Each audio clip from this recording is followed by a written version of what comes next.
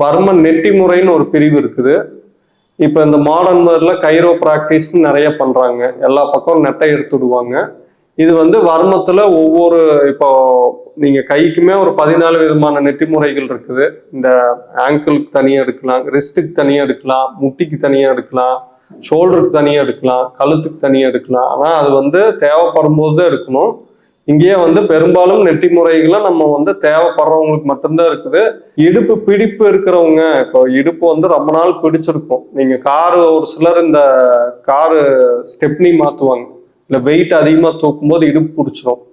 அதுக்கு வந்து இந்த நெட்டி முறைகள் பண்ணா உடனே ரெடி ஆயிடும். நெட்டி முறையெல்லாம் வந்து தொடர் சிகிச்சையெல்லாம் பண்ண முடியாதுங்க. அந்த பிடிப்பை ரிலீஸ் பண்றதுக்கு ஒரு தடவை பண்ணுவோம், அவ்வளவுதான்.